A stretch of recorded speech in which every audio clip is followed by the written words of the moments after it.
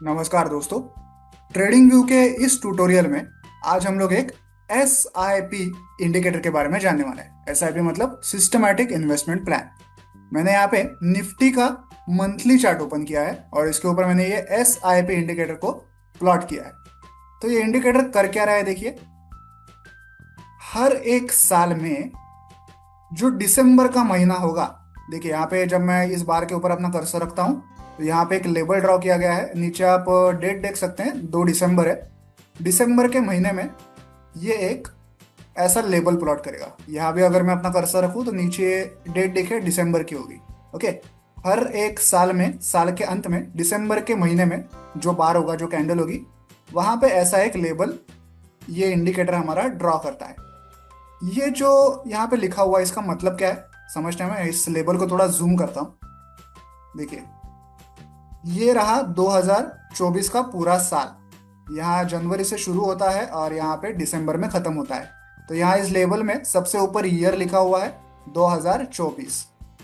Average buying price लिखी हुई है। इसका क्या मतलब है, अगर मैं 2024 में जनवरी से इन्वेस्टमेंट करना शुरू कर देता निफ्टी के अंदर और हर महीने इन्वेस्टमेंट करता रहता दिसंबर तक, तो मेरी एवरेज बाइंग प्राइस क्या होती। ओके, वो एवरेज बाइंग प्राइस यहाँ पे लिखी हुई है। देन जो भी मेरी एवरेज बाइंग प्राइस होती और जो दिसंबर महीने में, दिसंबर महीने के बार की क्लोज प्राइस है, उनको कंपेयर किया जाएगा। मेरी एवरेज बाइंग प्राइस हर एक मंथ की कैलकुलेट की हुई और साल खत्म होते होते दिसंबर महीने की जो क्लोज प्राइस होगी, इनको आपस में कंपेयर किया जाएगा और आपका परसेंटेज रिटर्न कितना हुआ है इस पूरे साल में, ये कैलकुलेट किया जाएगा। तो आप देख सकते हैं 2024 में कितने परसेंट रिटर्न मिला है हमें। ऑलमोस्ट ½ रिटर्न मिला है। ठीक है। ऐसे ही आप हर साल देख सकते हैं। देखिए 2023 यहाँ से शुरू होता है, यहाँ से, सॉरी, जनवरी का महीना यहाँ से।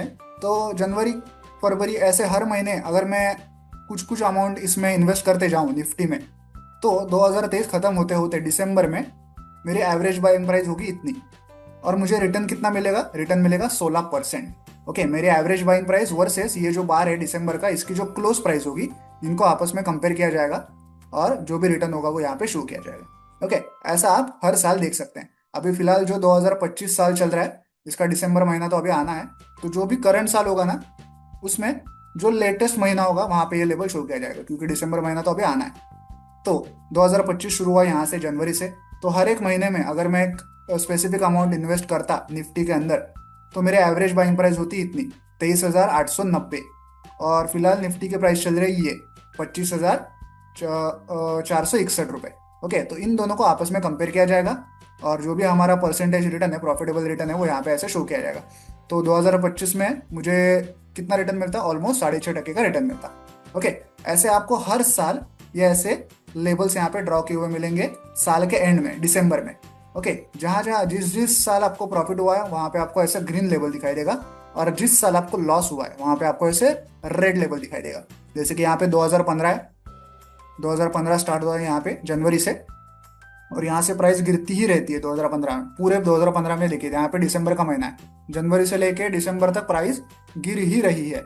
ओके, तो ओवरऑल हमारी जो बाइंग प्राइस है ये वाली वर्सेस जो क्लोजिंग प्राइस है इस आखिरी बार की, उनको अगर कंपेयर करें तो हमें ऑलमोस्ट 4.5% का जो है लॉस हुआ है 2015 के अंदर।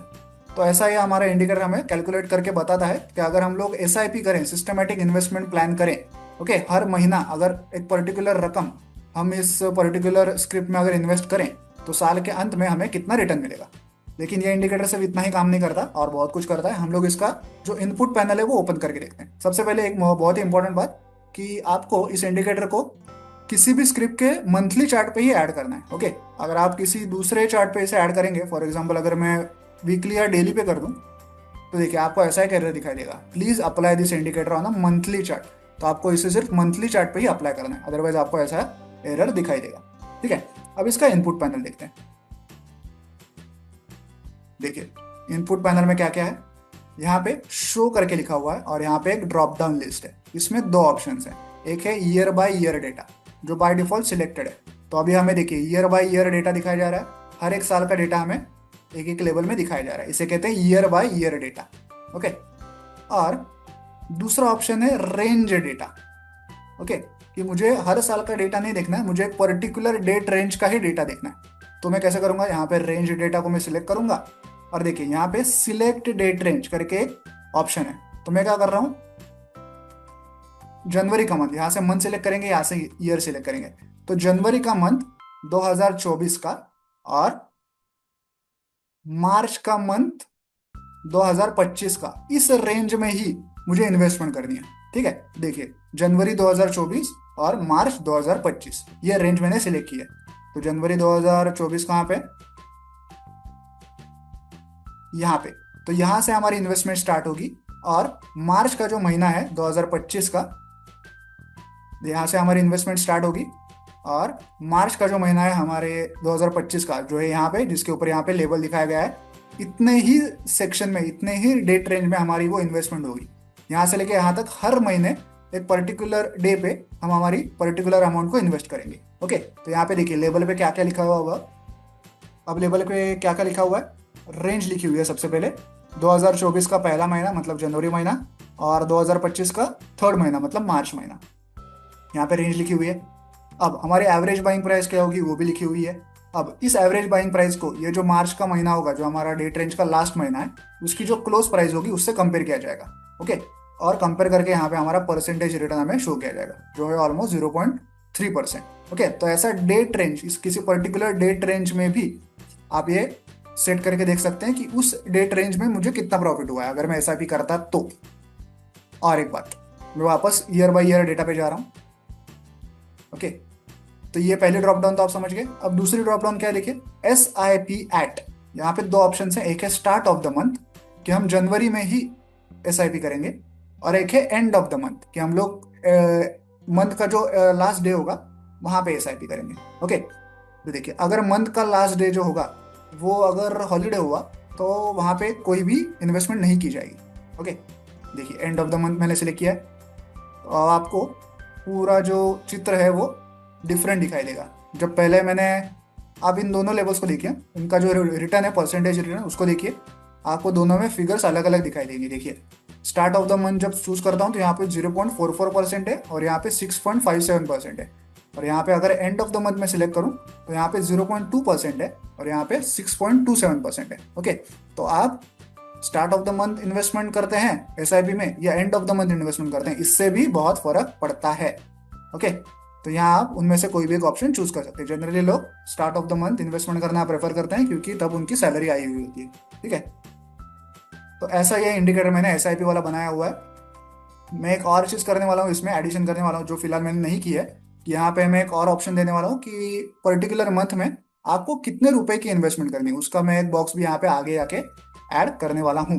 ठीक है, तो आई होप आपको ये इंडिकेटर अच्छा लगा होगा।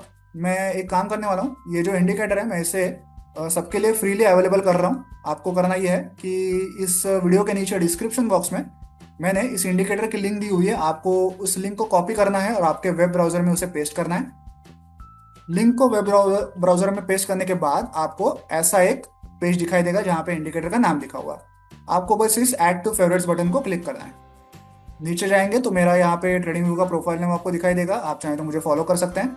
अब आपको कोई भी एक चार्ट ओपन करना है, किसी भी स्क्रिप्ट का आपको मंथली चार्ट ओपन करना है। ठीक है, और आपको जाना है इंडिकेटर सेक्शन में और फिर आपको जाना है फेवरेट सेक्शन में। यहाँ पे आप आईटी वाला एसआईपी इंडिकेटर को देख पाएंगे, इसे आपको बस क्लिक करना है।